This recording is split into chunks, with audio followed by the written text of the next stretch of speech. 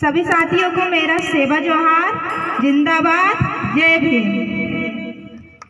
एक बार बस मेरे साथ नारे लगाइएगा, हम प्रकृति शक्ति के लिए लगाएंगे। मैं फड़ा पहनता सेवा सेवा बोलूंगी, आप लोग बोलना सेवा सेवा, ठीक है? लगाओगे कि नहीं? फड़ा पहनता, फड़ा पहनता। आवाज नहीं आ रही है, लगता है भूख लगने लगी होगी। आवाज आनी चाहिए क्योंकि हम प्रकृति शक्ति को नमन कर रहे हैं। एक बार जोरदार, फड़ा पहनता। बहुत सारा। मैं सर्वप्रथम प्रकृति की सर्वशक्ति को मैं सेवा जोहार करती हूँ।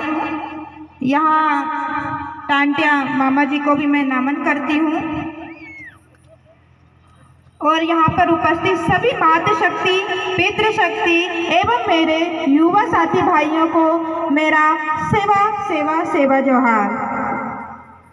आज बहुत खुशी की बात है, मैं जहाँ पर टांटिया मामा की स्थापना होने वाली है वहाँ पर मैं देख रही थी कुछ छोटी छोटी बच्चियाँ बड़े अच्छे अपने कल्चरल ड्रेस में दिखी। मुझे बहुत खुशी हुई क्योंकि हमारे गोंडवाना क्षेत्र में इतने जागरूक नहीं है अपनी संस्कृति को लेकर, लेकिन यहाँ पर छोटे से छोटी लड़कियाँ मतलब अपने कल्चरल ड्रेस में दिखी है तो मुझे इतनी मतलब खुशी हो रही है आपके भील प्रदेश में आकर कि मैं क्या बोलूँ। मैं अलावा जी जो नीतीश अलावा भैया उनका बहुत बहुत धन्यवाद दूंगी जिन्होंने मुझे यहाँ पर बुलाया, उनके लिए जोरदार तालियां एक बार। और बहुत अच्छी बात है, संस्कृति यहाँ पर जिंदा है, ये मैंने देख लिया है। लेकिन अब मैं मातृशक्तियों के लिए ही बोलूँगी क्योंकि जिस प्रकार से हमारे आदिवासियों के साथ शोषण अत्याचार इतना बढ़ रहा है, वो क्यों बढ़ रहा है? वो इसलिए बढ़ रहा है कि कहीं ना कहीं हमारी मातृशक्ति पीछे है, इस चीज में पीछे है क्योंकि वो बाहर निकलने ही नहीं चाह रही है। लेकिन यहाँ पर काफी मातृशक्तियाँ, मैं उन्हीं के लिए बोलूँगी कि हमें पापा की परी नहीं बनना है ना?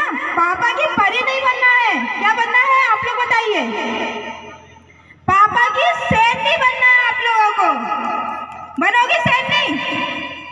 कि जितना शोषण अत्याचार जिस तरीके से हमारे समाज में बढ़ रहे हैं, इसको रोकने के लिए सिर्फ और सिर्फ जब तक नारी शक्ति आगे नहीं आएगी तब तक कुछ नहीं हो सकता।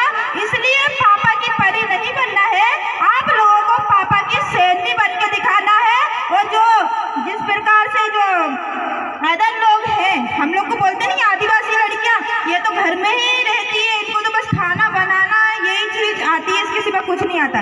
लेकिन हमें उनको दिखाना है कि आज हम जागरूक हो गए हैं, आज हम पढ़े लिखे हो गए हैं। जब तक पढ़े लिखेंगे नहीं होंगे तो जानकारी नहीं होगी। आज हम संविधान को मानने वाले हो गए हैं, हम संविधान को जब तक जानेंगे नहीं तब तक हम अपने अधिकारों की बात भी नहीं कर सकते।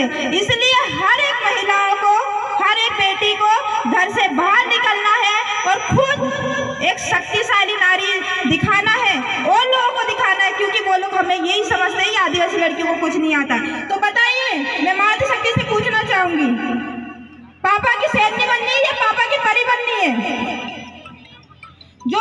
जोर से बोलो। पापा की सैनी बननी है ना?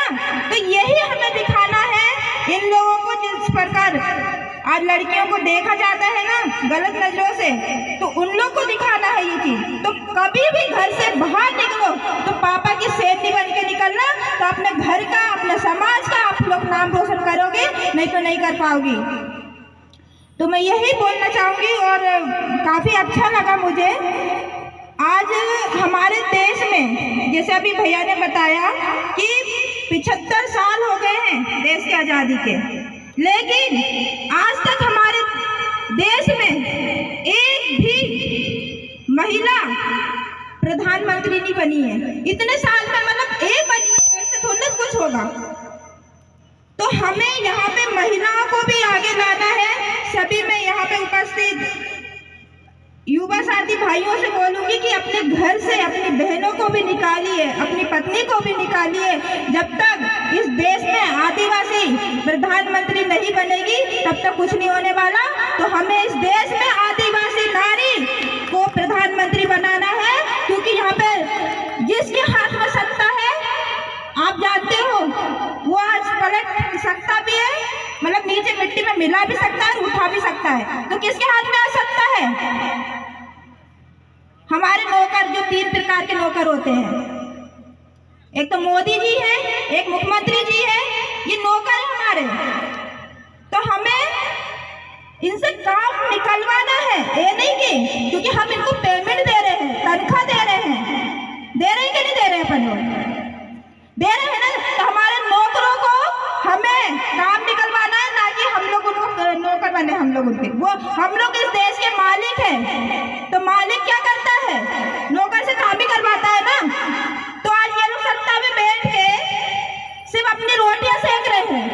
अपन को इनको किसी से कहीं रोटियां नहीं देनी है। तो आने वाले समय में मैं माफी चाहूंगी, थोड़ी सी ऐसी बात भी कर रही हूँ, क्योंकि 2023 में चुनाव आने वाले हैं। तो जितने भी लोग हैं जो हमारे बीच में खड़ा होता है, उठता है, बैठता है, हमारी समस्याओं का समाधान करता है, अपने बीच में रोटी खाता है, ऐसे व्यक्ति को चुनना है इस बार। किसी एरे गेरे नट्ठू गेरों को नहीं सुनना है, ठीक है ना? उसको तो चुनना ही नहीं है, क्योंकि ये पूरा 5 साल हमारा बर्बाद करता है। और हमें इसको ध्यान में रखते हुए हमारे बीच के व्यक्ति को विधानसभा में, लोकसभा में लाना है। और हमारे देश में एक आदिवासी महिला को प्रधानमंत्री बनाना है, तब जाके कुछ होगा इस देश का। और इसी देश में जब तक सत्ता पे नहीं बैठेंगे हमारे आदिवासी भाई लोग, बहन लोग, तब तक कुछ नहीं होगा। इसको हमें पलटने की आवश्यकता है किसी भी कारण से। तो इस बात ध्यान रखना कि जो भी हमारे बीच में रहेगा, मैं इसका एक उदाहरण भी दे देती हूँ आप लोगों को। जैसे कि हमारे पापा हैं, किसी के लिए लड़का ढूंढने जा रहे हैं, मैं लड़की हूँ, किसी लड़के ढूंढने के लिए जा रहे तो उसको ठोक पीट के देखते हैं अच्छा है कि नहीं, नौकरी करता है कि नहीं करता, इस तरीके से देखते हैं कि नहीं देखते? देखते हैं ना। तो फिर क्यों ना हम ऐसे नेता चुने जो हमारे बीच में रहे। ऐसे नेता चुनने की हमें जरूरत है। और मैं समय को ध्यान में रखते हुए अपनी बात को यही विराम दूंगी। एक बार मेरे साथ एक नारे लगाइए, टाटा मामाना, सेवा सेवा सेवा सेवा से बोलते, हमारी तरह से बोलते हैं, टाटा मामाना, टाटा मामाना, बिरसा मुंडाना, बिरसा मुंडाना, नारी शक्ति एकता जिंदाबाद, जिंदाबाद जिंदाबाद। बहुत बहुत धन्यवाद। धन्यवाद।